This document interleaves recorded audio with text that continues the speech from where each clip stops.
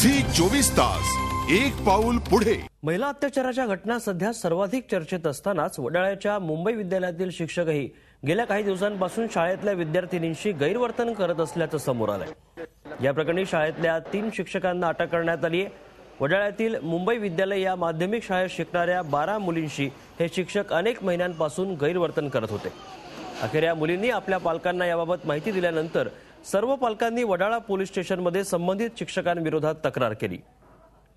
यानंतर पोलिसांनी दीपक आवारे, मदन कोळकर आणि किशोर बरगळ या 3 शिक्षकांविरोधात गुन्हा नोंदवून त्यांना अटक केली आहे।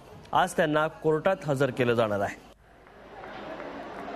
शाळेत जाणारे ह्या विद्यार्थिनी आहेत आणि यांच्यावर जर अत्याचार शिक्षकाकडून होत असेल तर ही बाब फार गंभीर आहे आणि याची आम्ही दखल घेतलेली आहे। ऍक्शन घेतला पाहिजे। मी आज ह्यांच्या चेहऱ्यावर, तुम्ही सगळ्यांच्या चेहऱ्यावर भीती बघा। हे इथपर्यंत यायलाही घाबरत होते। त्यांना मी सांगितलं काही नाही तरी मनसे तुमच्या मागे उभे राहणार, त्याच्यामुळे ते आज सगळे समोर इथपर्यंत आले। 19 तारखेला आम्ही बाहेर पडलो तेव्हापासून त्या तिघांचं शाळेमध्ये मुलांवर जास्तच अन्याय करणं सुरू आहे।